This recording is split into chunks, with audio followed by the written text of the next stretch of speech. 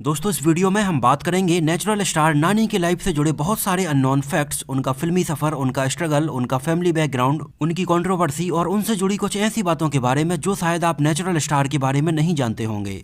तो चैनल को सब्सक्राइब कीजिए और वीडियो पूरा देखते रहिए। नेचुरल स्टार नानी को आज इंडिया के one of the highest paid actors में गिना जाता है और सबसे बड़ी बात यह है कि आज नानी ने अपना इतना बड़ा मुकाम अपनी खुद की मेहनत और लगन से बनाया है। जहां एक तरफ बहुत सारे एक्टर्स के गॉडफादर फिल्म लाइन में पहले से ही मौजूद होते हैं जिससे कि वो आसानी से इस लाइन में आ सकते हैं, लेकिन नेचुरल स्टार नानी के साथ ऐसा बिल्कुल भी नहीं था। एकदम शून्य से शिखर तक का सफर क्या होता है वो नानी बहुत अच्छे से समझ सकते हैं और यही एक रीजन है कि आज इतने बड़े मुकाम पर होने के बावजूद भी नानी बहुत ज्यादा डाउन टू अर्थ हैं। इसी वजह से फिल्मों में उनकी एक्टिंग इतनी ज्यादा नेचुरल होती है कि फिल्म देखते टाइम पर ऐसा ऑडियंस को बिल्कुल भी नहीं लगता है कि वो एक्टिंग कर रहे हैं। ऐसा लगता है कि हमारे आसपास ही रहने वाला कोई शख्स पर्दे पर नजर आ रहा है और यही एक रीजन है कि नानी अपनी एक्टिंग के जरिए लोगों के दिल से बहुत जल्दी कनेक्ट हो जाते हैं। फिर चाहे फिल्म मक्खी में उनका ये छोटा सा लवर बॉय वाला किरदार हो या फिर फिल्म मिडिल क्लास अब्बाय में उनके द्वारा निभाया गया मिडिल क्लास बॉय का किरदार हो, उनके द्वारा और भी ऐसे किरदार लोगों ने बहुत ज्यादा पसंद किए हैं। लेकिन नानी का नेचर इतना ग्राउंडेड होने के बावजूद भी कैसे आगे चलकर एक्ट्रेस श्री रेड्डी ने उनके ऊपर हरासमेंट के आरोप लगाए, कैसे नानी की कार के हुए एक खतरनाक एक्सीडेंट में उनकी जान एकदम जाते जाते ही बची। नानी के लाइफ से जुड़ी ऐसी और भी बहुत सारी चीजों के बारे में हम इस वीडियो में एकदम डिटेल से बात करने वाले हैं। नानी का जन्म 24 फरवरी सन 1984 को हैदराबाद में कम्मा कम्युनिटी से बिलोंग करने वाले एक बहुत ही मध्यम वर्गीय परिवार में हुआ, जहां पर उनकी मां विजय लक्ष्मी घंता एक गवर्नमेंट फार्मासिस्ट के तौर पर काम करती हैं और उनके पिता राम बाबू घंता एक गवर्नमेंट कॉन्ट्रैक्टर के तौर पर काम करते हैं। नानी एक्चुअली इनके बचपन का नाम है जो कि इनके परिवार वाले और चाहने वाले इन्हें बुलाते थे।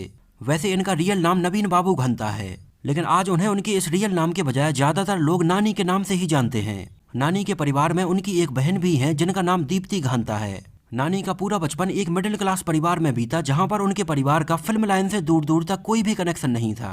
हैदराबाद के ही अल्फोंसा हाई स्कूल से उनकी स्कूलिंग की पढ़ाई कंप्लीट हुई और आगे चलकर उन्होंने सिकंदराबाद के वेस्ले कॉलेज से अपना ग्रेजुएशन कंप्लीट किया।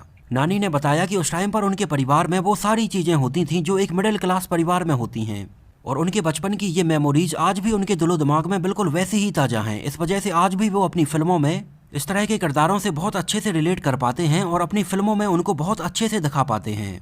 नानी ने इस बारे में अपने बचपन का एक इंसिडेंट शेयर करते हुए बताया और कहा कि उन्हें बचपन में बाइक चलाने का बहुत ज्यादा शौक था। हालांकि आज उनके पास बहुत सारी महंगी महंगी बाइक्स और कारों का कलेक्शन है। नानी ने बताया कि उन्होंने उस टाइम पर एक बाइक बजाज कैलिबर का एड टीवी पर देखा था। उस टाइम का ये बहुत ही पॉपुलर एड शायद आप सबको भी बहुत अच्छे से याद होगा, ये हुडी बाबा के नाम से बहुत ज्यादा पॉपुलर हुआ था।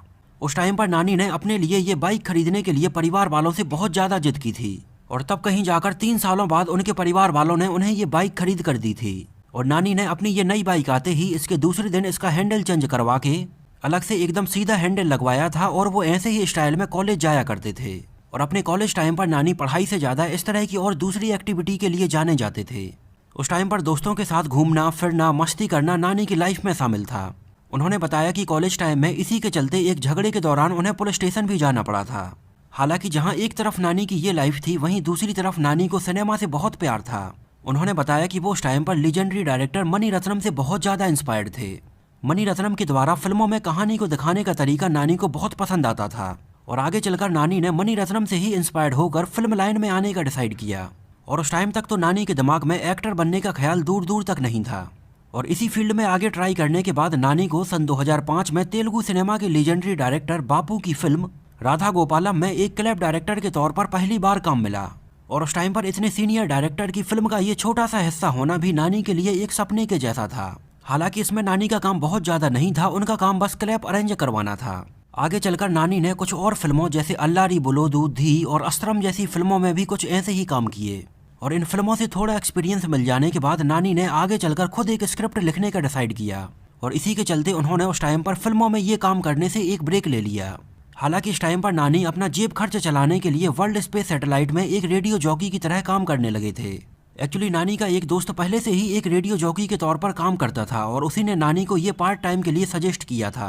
हालांकि नानी की आवाज़ बहुत अच्छी थी, इस वजह से रेडियो पर उनके द्वारा होस्ट किए गए प्रोग्राम नॉन स्टॉप नानी को लोगों ने बहुत ज़्यादा पसंद किया और उस टाइम पर नानी को एक बहुत अच्छे रेडियो जॉकी के तौर पर जाना जाने लगा था।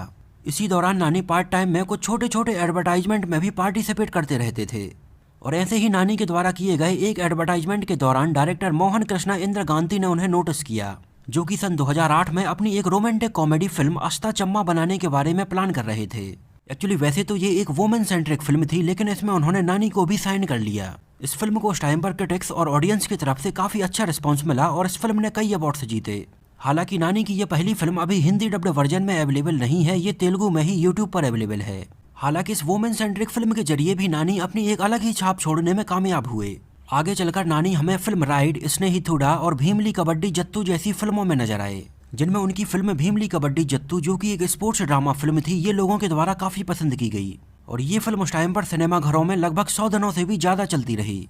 इसके बाद नानी सन 2011 में एक तेलुगु रोमांटिक कॉमेडी फिल्म अला मोदलेंदी में नजर आए, जो फिल्म भी ब्लॉकबस्टर रही और ये फिल्म भी सिनेमा घरों में 100 दिनों से भी ज्यादा चलती रही। और इस फिल्म में नानी की एकदम नेचुरल परफॉर्मेंस देखकर ऑडियंस और क्रिटिक्स बहुत ज्यादा इंप्रेस हुए थे और नानी की इस बेहतरीन फिल्म के बाद ही उन्हें ये नेचुरल स्टार का टैग मिला था। इसके बाद सन 2011 में तमिल फिल्म वेपम से नानी ने तमिल सिनेमा में भी अपना डेब्यू किया और तमिल ऑडियंस के द्वारा भी फिल्म में नानी की परफॉर्मेंस को बहुत पसंद किया गया। सन 2011 में ही नानी पिल्ला जमींदार में भी नजर आए, जो फिल्म भी सुपरहिट रही। सन 2012 में नानी को लीजेंडरी डायरेक्टर एस.एस. राजमौली की तरफ से कॉल आया, जो कि उस टाइम पर सुदीप किच्चा और समंथा के साथ अपनी फिल्म मक्खी बनाने के बारे में प्लान कर रहे थे। वो नानी की नेचुरल एक्टिंग से बहुत ज्यादा इंप्रेस हुए और उन्होंने अपनी फिल्म मक्खी में नानी को एक लवर बॉय के तौर पर साइन कर लिया। उस टाइम पर नानी ने बताया कि ग्रेट डायरेक्टर एस.एस. राजमौली की फिल्म में काम करना उनके एक सपने के पूरा होना जैसा था। हालांकि फिल्म मक्खी में नानी का किरदार काफी छोटा था, लेकिन इस छोटे किरदार में नानी ने जान डाल दी थी और आज बहुत सारे लोग ऐसे हैं जो कि फिल्म मक्खी में नानी और समंथा के बीच के ये सीन देखना बहुत पसंद करते हैं। सन 2012 में ही नानी समंथा के साथ एक और रोमांटिक कॉमेडी फिल्म ये तो वेलिपोयंदी मनासू में नजर आए, जो भी एक सुपरहिट फिल्म साबित हुई। सन 2013 में नानी ने बतौर प्रोड्यूसर भी अपना डेब्यू किया और फिल्म दी फॉर द्रौपदी को प्रोड्यूस किया, जिस फिल्म की कहानी रेगुलर तेलुगु फिल्मों से बहुत ही अलग हटकर थी। आगे चलकर नानी ने सन 2014 में फिल्म आहा कल्याणम में काम किया, जो कि हिंदी फिल्म बैंड बाजा बारात का तमिल रीमेक थी। और इसके बाद तो नानी आगे चलकर एक के बाद एक बहुत सारी सुपरहिट फिल्मों में नजर आए, जिनमें से उनकी कुछ बेहतरीन फिल्में जैसे भाले मगादी boy, gentleman, middle class अब्बाई, Ninnu Kori और नैनू लोकल जैसी कई फिल्में शामिल हैं। इन फिल्मों के बाद नानी की पॉपुलैरिटी नॉर्थ इंडिया में भी बहुत ज्यादा बढ़ने लगी और उनकी फिल्में यूट्यूब पर हिंदी डब्ड वर्जन में 100 मिलियन से भी ज्यादा व्यूज लेने लगीं, जो कि साफ साफ दिखाता है कि नानी की फिल्में कैसे लोगों के सीधे दिल से कनेक्ट हो रही हैं। सन 2019 में नानी की biggest blockbuster sports drama film Jersey release हुई, जिस फिल्म में उन्होंने एक क्रिकेटर का किरदार निभाया। उनकी परफॉर्मेंस ने बहुत सारे अवार्ड जीते और बॉक्स ऑफिस पर कमाई के मामले में भी बहुत सारे नए रिकॉर्ड सेट किए। सन 2020 में नानी हमें एक्शन थ्रिलर फिल्म वी में भी नजर आए और फिलहाल नानी की अभी आने वाली फिल्मों में टक जगदीश, श्याम सिंघा रॉय और आंटे सुंदरा निकी जैसी फिल्में शामिल हैं। नानी ने अभी तक बतौर प्रोड्यूसर भी जितनी फिल्में प्रोड्यूस की हैं वो सारी फिल्में बहुत ही अलग हटकर हैं। सन 2018 में उनके द्वारा प्रोड्यूस की गई फिल्म ओ आप सबने देखी होगी। फिल्म ओ तेलुगु सिनेमा में बनी बहुत ही यूनिक फिल्मों में से एक है। इस तरह की स्टोरी और फिल्म इसके पहले तेलुगु सिनेमा में कभी नहीं बनी थी। सन 2020 में उनके द्वारा प्रोड्यूस की गई एक और film hit the first case भी लोगों को काफी पसंद आई थी। अपनी इस तरह की बहुत ही अलग हटकर फिल्मों को प्रोड्यूस करने को लेकर नानी का कहना है कि वो अपनी तरफ से सिनेमा में कुछ ऐसा कंट्रीब्यूट करना चाहते हैं जो कि बहुत ही अलग हटकर हो। इसके अलावा नानी बहुत सारी फिल्मों में अपनी आवाज भी देते हैं, जैसे कि फिल्म ओ में भी उन्होंने एक्वेरियम की एक मछली के लिए अपनी आवाज दी थी। सन 2018 में नानी ने reality TV show big boss 2 को भी तेलुगु में होस्ट किया था और इसी टाइम पर एक्ट्रेस श्री रेड्डी ने नानी के ऊपर बहुत सारे एलिगेशंस लगाए थे। एक्चुअली श्री रेड्डी तेलुगु सिनेमा की एक बहुत ही कंट्रोवर्शियल एक्ट्रेस रही हैं, जो कि तेलुगु सिनेमा में अपने काम से ज्यादा अपनी कंट्रोवर्सी के लिए जानी जाती हैं। एक्चुअली वो तेलुगु सिनेमा में कुछ कुछ वैसी ही हैं जैसे कि बॉलीवुड में राखी सावंत हैं। उस टाइम पर श्री रेड्डी ने नानी के ऊपर उनको हरासमेंट करने को लेकर बहुत सारे आरोप लगाए थे। हालांकि श्री रेड्डी के द्वारा नानी के ऊपर इस तरह के लगाए गए आरोपों के बाद नानी ने पुलिस में कंप्लेंट भी दर्ज की थी। एक्चुअली उस टाइम पर हुआ ये था कि बिग बॉस 2 तेलुगु की लिस्ट में पहले श्री रेड्डी का नाम भी पार्टिसिपेंट्स की लिस्ट में शामिल था, लेकिन बाद में आगे चलकर श्री रेड्डी का नाम फाइनल लिस्ट से बाहर हो गया था और उस टाइम पर कुछ इसी बात की खुन्नस निकालने के लिए नानी के ऊपर उन्होंने इस तरह के आरोप लगाए थे। नानी लगभग 5 सालों तक अपनी गर्लफ्रेंड अंजना येलवर्ती के साथ रिलेशनशिप में थे। हालांकि नानी के पेरेंट्स इन दोनों की शादी के लिए उस टाइम पर तैयार नहीं थे। इस वजह से लगभग 5 सालों तक अंजना येलवर्ती के साथ रिलेशनशिप में रहने के बाद फाइनली सन 2012 में नानी ने उनसे शादी कर ली थी। हालांकि शादी के बाद नानी के पेरेंट्स ने भी उनको स्वीकार कर लिया था और शादी के लगभग 5 साल बाद नानी के बेटे अर्जुन का जन्म हुआ था और आज नानी अपनी इस छोटी सी फैमिली के साथ बहुत खुश हैं। सन 2018 में ही नानी का एक बहुत ही खतरनाक एक्सीडेंट हुआ, जब नानी की कार रात में एक लाइट के खंभे से टकरा गई। एक्चुअली नानी उस टाइम पर अपनी फिल्म कृष्णार्जुना युद्धम की शूटिंग कर रहे थे। हालांकि उस टाइम पर नानी की ये कार उनका ड्राइवर चला रहा था और नानी पीछे बैक सीट पर सो रहे थे। और रात में हुई इस जोरदार टक्कर में उनकी कार के एयरबैग से खुल जाने की वजह से किसी को ज्यादा चोट नहीं लगी। इस घटना के बारे में उन्होंने ट्विटर पर भी अपने फैंस को बताया था। और कुछ दिनों के लिए शूटिंग से ब्रेक लेने के बाद उन्होंने दोबारा से फिल्म कृष्णार्जुना युद्धम की शूटिंग शुरू की थी। नानी अपनी फिल्मों में चैलेंजिंग रोल करने से भी पीछे नहीं हटते हैं और फिल्मों के लिए उनका ये डेडिकेशन सन 2015 में आई उनकी फिल्म यवड़े सुब्रमण्यम में भी देखा जा सकता है, जिस फिल्म में भी उनके बहुत सारे सीन माउंट एवरेस्ट के आसपास भी शूट किए गए थे। इस वजह से फिल्म के इस किरदार के लिए उन्होंने 40 दिन के शूटिंग शेड्यूल में से मात्र 8 दिन ही नहाया था।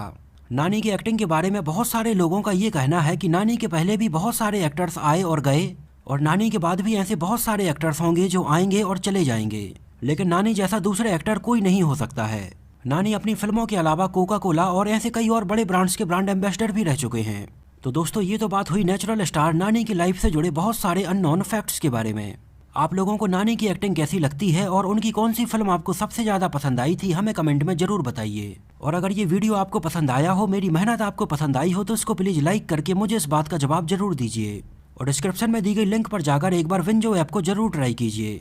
तो मिलते हैं किसी नए वीडियो में साउथ फिल्म इंडस्ट्री के किसी नए एक्टर या एक्ट्रेस की लाइफ से जुड़ी ऐसी ही बहुत सारी इंटरेस्टिंग और रोचक बातों के साथ।